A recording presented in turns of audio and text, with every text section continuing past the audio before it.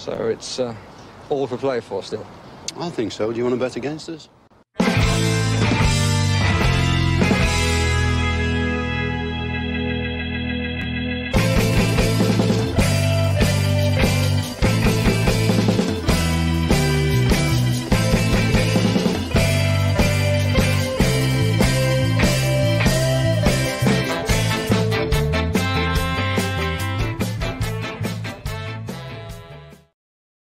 Hi, Villa fans, and welcome to further Love of Paul McGrath podcast. And I want to welcome you to a very, very, very special podcast. Someone I've been wanting to speak to for quite a while is Mr. Kieran Maguire from the Price of Football podcast. And I was delighted to be able to catch up with him earlier on today to be able to record something with regards to Aston Villa's 2022 set of finances. So that's going to be coming up here in the next 30 seconds. And I really, really hope you enjoy it because Kieran is a great guy. If you aren't following him already, find his podcast, find the Price of Football podcast, find the Price of Football on Twitter and follow him because he is a mine of information when anything money in football related is dropped. And he's also a lovely, lovely guy into the bargain as well. So I want to thank him very much for his time. And the podcast is coming up now. Oh, also, before we go, I just want to apologize. First, maybe 7 or 8 minutes, my audio is a small bit. It's a small bit off. It does get better as the podcast goes on. I do apologize to you all, and I also apologize to Kieran for my audio quality as well. So here comes the podcast. So I am delighted today, and welcome everybody as well to For the Love of Paul McGrath podcast. I'm delighted today to have the wonderful Kieran Maguire from Price of Football podcast. Kieran, you may or may not know, I did a podcast maybe about 3 weeks ago. And I threw out on the podcast, I said, does anybody have any contact information for Kieran Maguire? Because I'd love to get him on the podcast. And little did I know that if I was to check Twitter, that we might be able to get some information and get in contact with you. But I'm absolutely delighted. I feel like I manifested it maybe about 3 or 4 weeks ago that you were going to be on the podcast. And I'm so appreciative of your time, Kieran, because as I say, it's a busy time of the year. Lots of consolidated statements coming in here, income reports for years for the year ending 2022 being shared at the moment, and who better to speak about Aston Villa's financial mediocrity? I don't know what it is. I suppose you will tell me in a moment. Then your good self. Well, thanks very much for the invite. It's very kind. And as I say, Aston Villa's accounts have been released, and you had a really great thread on it here this morning. It's great to see. Obviously, I think one of the numbers, or a lot of the numbers that people are going to see, are things like the day-to-day operating loss. I think it came in at something like 98 million on that. Before we discuss, I suppose, where that magic number was kind of flushed from the accounts afterwards comes from. How worried should Aston Villa fans be about that, or should they be worried at all, or is it just really something that football is now absorbing in this day and age? I don't think they should be worried, but at the same time, if you see Wes or Naz crossing the road, I'd stop your car, I'd stop all of the traffic going both ways and make sure that they get across safely, because they have been incredibly generous to the football club, and without them, I hate to think where Villa would be. In all probability, not in the Premier League, I think is the politest way I could describe it. So it's reflective of where we are in football today, in that there's a myth that the Premier League is awash with riches for everybody. Individuals can do very well out of it, individual players and individual executives. But that comes at a cost. The majority of clubs are losing money, and if you want to compete, it's an expensive business.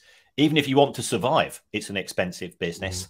And you put all of that together, and we end up with this unusual situation in that everybody pays an absolute fortune to get into the Premier League when they're in the Championship, and once they're there, they lose just as much money to try to avoid dropping out. So it's tough. There's no easy solution, because if you say, well, just pay the players less money, you get less talent, and if you have less talent, you increase your chances of relegation. All Villa fans want the club to do well, and that comes at a cost. And that's actually really interesting that you say that, because you see some clubs are going down the route of buying in players when they're really young, putting them on 6-7 year contracts. And while that isn't really the topic of this podcast, we might touch on it later on if we've got some time.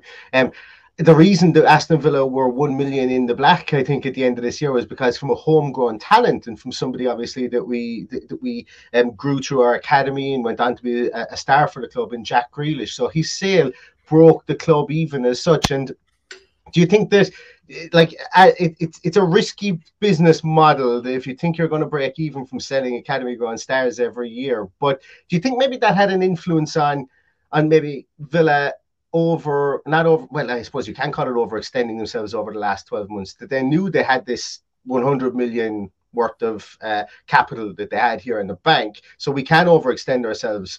And do you think that that'll have an effect on them going into the future? Yes, player trading is it's a bit like being on a Ouija board. You're signing these players on the back of YouTube clips and recommendations from scouts and so on, and you're trying to summon the talent, and you're never quite sure whether you've got a star or a problem. In terms of selling, the sale of Jack Grealish was magnificent for Aston Villa. But if you take a look at what happened in 2021 and 2020, over those 2 years as a whole, the club made £1 million of profit from selling players, whereas in 2022 they made 97 million. So I think that's indicative of the risk. And if you end up selling the equivalent of a Jack Grealish every year, first of all, you've got to find them. Secondly, you're weakening your team, because as a football fan, I just love to watch him. I don't particularly care who he's playing for. I know that upsets Villa fans, but just watching somebody that just wants the ball and wants to dribble with it is an absolute delight. And that comes at a cost when the player goes. But you're absolutely right in terms of what it allowed Villa to do. Although they generated a total of £103 million from player sales, that effectively funded their ability to buy. And the danger is, if you make a big sale in the year, the clubs with whom you're trying to relieve players, they'll say, well, Villa have just got £100 million from the sale of Jack Grealish. We were going to ask 20 million for this player. We'll now ask 30. We were going to ask 30. We're now going to ask 40. And the problem is you don't know what the true value of a player is, because it's complete guesswork. It's a bit like trying to value a work of art. There is no proper market price, and people will just try to take you for whatever they feel they can do. If you're seen to have a lot of money coming in, they'll effectively tax you by demanding a higher price when they're trying to sell back to you. And that's really interesting, because one of the big bugbears I think that Villa fans have at the moment is, we've obviously sold Danny Ings in the January transfer window. We bought him in for, and I know the way contracts work with regards to add-ons and potentials with regards to this, and then you can obviously amortize it. But when you look at the cold figures, signed for in and around 30 million, sold for in and around 18 million or 12 million, depending on where you look. And fans see a massive black hole of money with regards to that. And when you sell somebody, so you've actually hit the nail on the head, and it's a lot of Aston Villa fans are thinking about is, we got 100 million for Jack Grealish, but we bought in Leon Bailey, who's been hit and miss. We bought in Danny Ings, somebody we've made a massive loss on the face of it already. And Emi Buendia is only hitting form now 2 years after the fact. So it's as you said, it is very much a kind of cross your fingers with a lot of players that you bring in. Specifically, I suppose, really, and once again, now I'm going to say something that Aston Villa fans may not agree at, but when you're at the mid-table level like Aston Villa are at the moment, until you can push up, you have to take chances on certain players that may not work out. But then again, I won't go down the managerial merry-go-round where I presume Aston Villa have lost tons of money on as well, so we won't go in on that. One of the big questions that I wanted to ask you about the balance sheet was that, and I suppose a lot of people are asking questions this in your thread, is that the income is slightly down, and then you mentioned that it's not very comparable due to lockdown distortions. how does that affect, and I suppose explain that to people with regards to the fact that last year we had people in the stadia and the year previous we didn't. How can the income affect that, be affected in that way? Well, there were two issues that were affected by lockdown. First of all, Villa fans weren't able to get to Villa Park themselves. So the club effectively had close to zero match day income. Remember, Yes. we were allowed in once, and then a couple of times in November and December you could have 2,000 people in the ground, but it was pretty much a nightmare for many places. But if you go back to original lockdown, when COVID hit, which was in March 2020, football closed down for 3 months. The whole country closed down. And when we restarted season 19-20-21, it meant that you had a load of matches from 19-20 to fit in. You had about 6 to 8 matches from that season. And then you had the full 2021. Now, this is in the period, the 1st of June 2020 to the 31st of May 2021. And Aston Villa actually played about 45 matches over that period, which meant that there were 45 opportunities to earn money from Sky. So you ended up getting more money from TV in 2021 because the accounts don't follow the football season. The accounts follow a calendar year. And it was a terrible year, 1920, because we only played 31 games of football as far as the Premier League is concerned. But then that sort of bounced back up in 2021. And then the season that we've just had, we completed 21-22. We're back to a normal 38 game season plus a bit of money from cup matches. But I've got to be honest, you don't make money from the Carabao Cup, and you don't make money from the FA Cup unless you get to the final of the FA Cup. I mean, Manchester United are busy posting photographs of their squad with the Carabao Cup trophy. They made 100 grand from that. That won't even cover the bonuses from winning it. So it's all to do with the number of Premier League games that you squeeze into a season. So that's why it's not directly comparable, because in 2021, you've got 45 Premier League games, and we're comparing that to 21-22, where we've just got the standard 38. That's brilliant. That's the kind of insight that I suppose, when it comes to money and stuff like that, the trap to fall into is August to May, as opposed to, calendar years as well. And that's really good stuff. Villa owe quite a lot of money to other clubs with regards to transfers. I think it's something, I think you mentioned in your thread, it was around £150 million. And without, obviously, I know that there's probably something that you might need to look up on this without putting you on the spot. Comparably, I suppose, for a club with regards to for how much income Villa brings in, I suppose, in a given year. Is that something to be worried about, the buying players and the never ever, or is that just something that all clubs do, and it's just worth highlighting from a balance sheet point of view that you have creditors? I think it's one of the modern features of football is that it's all on tick, and we don't like to think of Christian Perslow popping down to was it Southampton with his Villa credit card and saying, okay, I want to buy Danny Ings, but I'm only prepared to pay 10 million up front, and the rest is in instalments. And you normally pay in instalments in sort of 12 months at a time. It's become very common. If we take a look at the Premier League as a whole, I think once all the accounts are out, we will be not very shy of around about £2 billion owed by Premier League clubs to other clubs, and only a relatively small fraction of that goes elsewhere in the Premier League, because you think about the number of clubs that you're buying from either overseas, or you mentioned Buendia. He was in, I think he was in the Championship when you acquired him, and so on. And therefore we have this strange situation that it's just like my wife with our credit card. You don't get a prize when you hit your limit. It's a limit for a reason. It's not a target. And yet, when I talk to football fans from many clubs, the constant theme that comes through is we want to spend more money. We want to spend money. Actually, you want to spend more of somebody else's money, not your own. And we end up with some quite horrendous figures. I mean, Manchester United, they owe over £300 million in transfer fee instalments. And I was talking to some Manchester United fans on another show, and they said, well, why isn't the club paying? Oh, so why isn't the club buying any players in the January window? I said, well, if you owe £300 million on your club credit card, you've got no leeway. You have to start retrenching, and I think that's the issue. In respect of Villa, they did spend an awful lot of money. If we take a look at the last 3 seasons, as far as the accounts are concerned, the club has spent £450 million on players in 3 years. A lot of that's on credit. Given where Villa are, and I think you're right to say, Villa are one of the middle classes as far as the Premier League is concerned.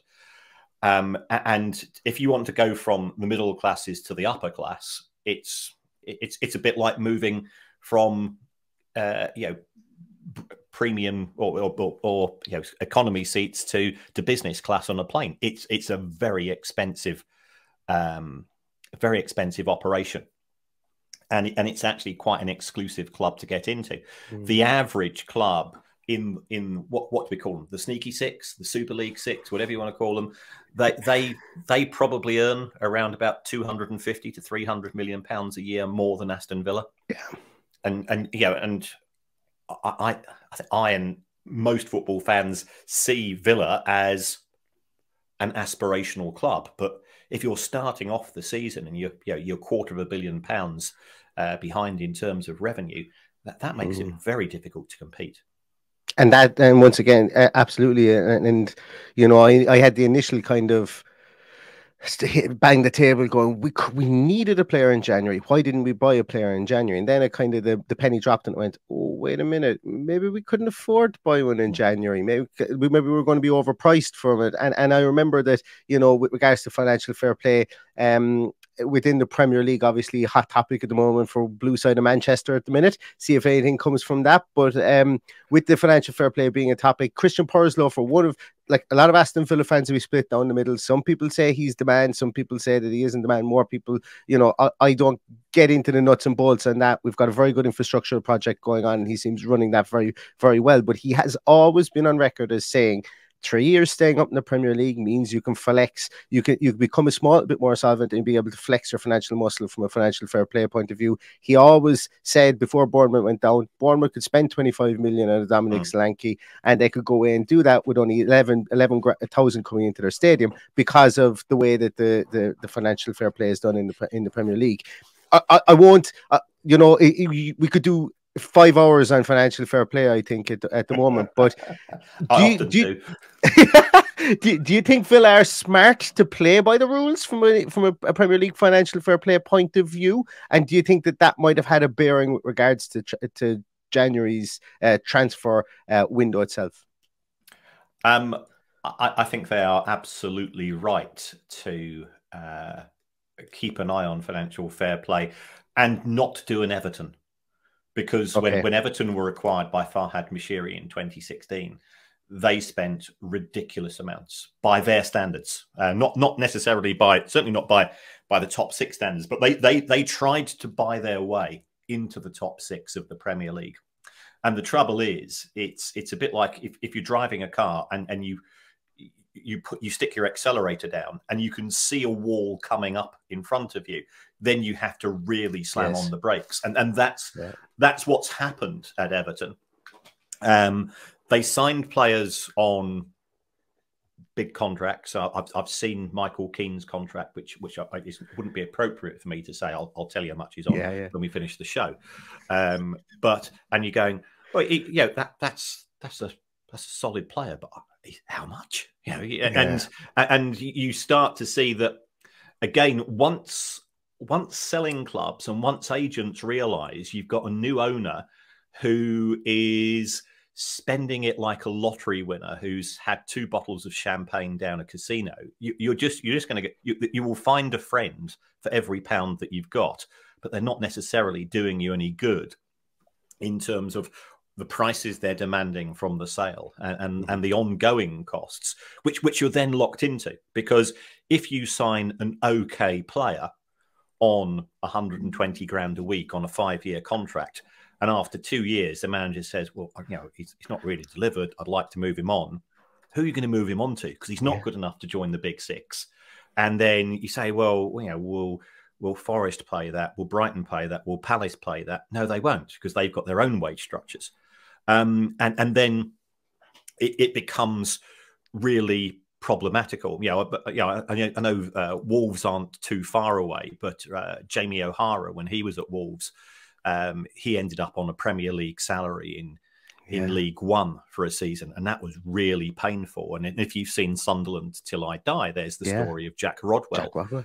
And again, you cannot criticise the players, because I know fans don't want to believe this, but your family become, you find anybody, even amongst the Villa fan base, even the most devoted fans who say my football club's more important to me than my family, because that's simply not the case. Football is the most important of the unimportant things of life. Yes, I'm not denying that, but I wouldn't give it up.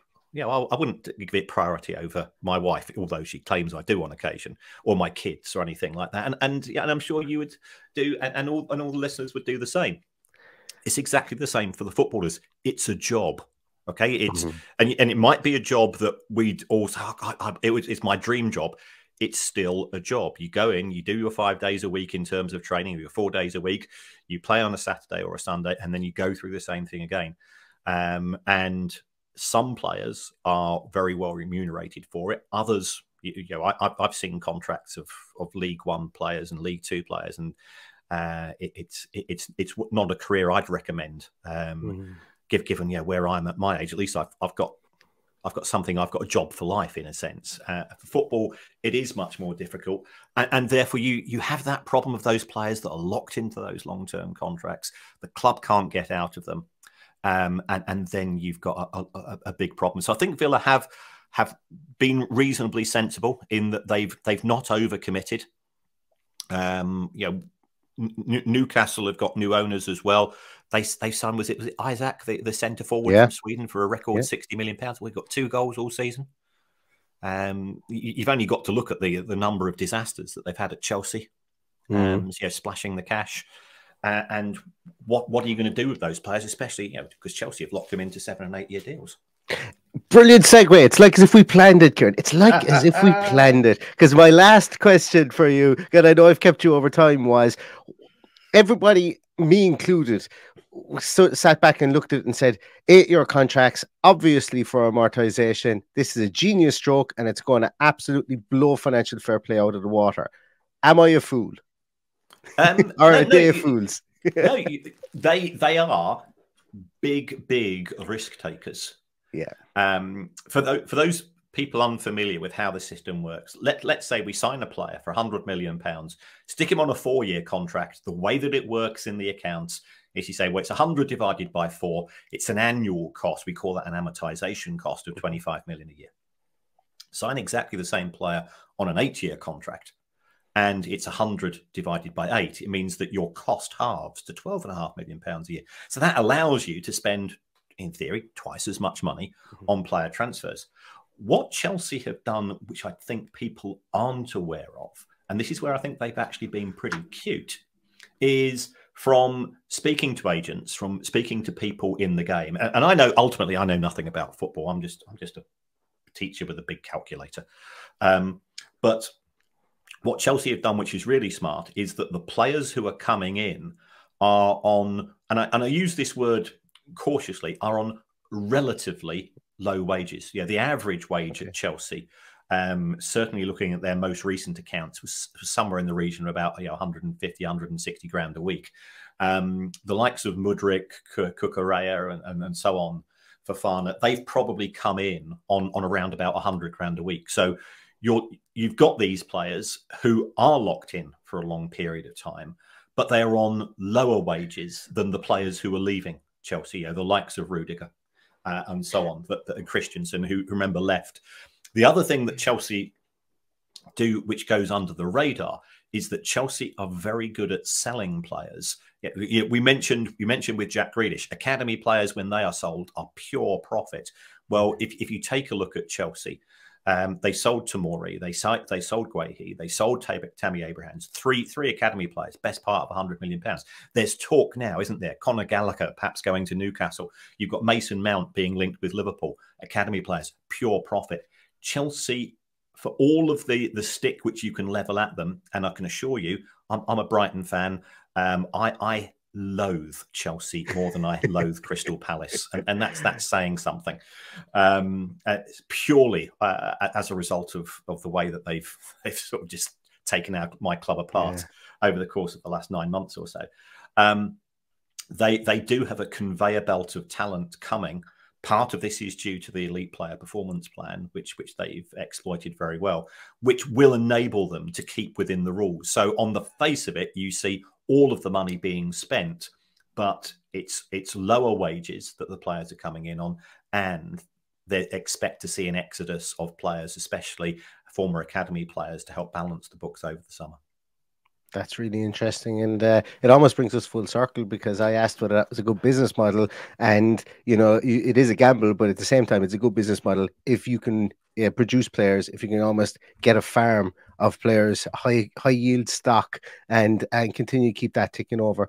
And I think Aston Villa have that in the back of their mind to do, albeit they want to blood them in the team and get them playing for Aston Villa, as opposed to going on loan to Vitesse Arnhem for 3 years and then being sold for 7-8 million onto the continent, like Chelsea might have done in the past.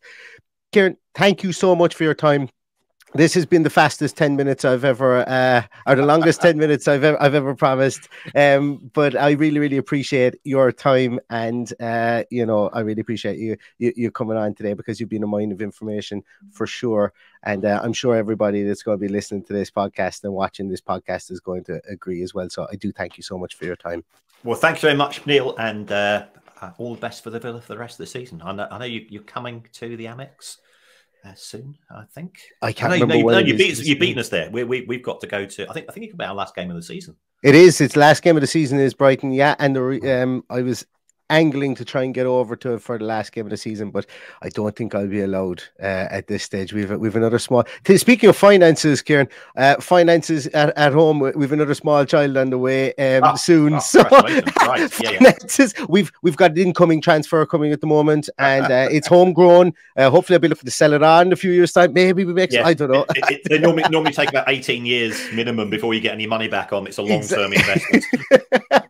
Exactly. So nobody buys stocks and shares in me at this moment in time anyway, because we are bringing on assets at the moment that will cost the balance sheet for sure. But listen, thank you so much. I really appreciate your time, and you're a gentleman for coming on. Thanks, Neil. All the best. Bye-bye now. So I just really want to thank again Kieran for coming on the podcast. It's he's somebody I've really wanted to talk to. As I said, a mine of information. I could have spoke to him for hours and hours and hours on financial fair play and on how we amortize contracts. As you guys know, I'm very, very interested in that, albeit I can barely count past 10 at the best of times. So I really, really thank him for his time on the podcast. I really thank you all for watching. Please go and check out the Price of Football stuff that Kieran has going. He's got a book out as well, which is really informative. I have it here on my bookshelf here beside me as well. So thank you so much, everybody, for watching and for listening. If you did like this, please give us a thumbs up. We'll be back to you with many, many more podcasts and YouTubes over the next few weeks and months as we finish out the rest of the season. Then we're in the transfer business, just like what Kieran was speaking about there. The money for transfers then we will hope will flow from Aston Villa Football Club. So thanks very much, everybody, for all you do for the podcast. In the meantime, stay safe, stay healthy, and all that's left to say is up the Villa.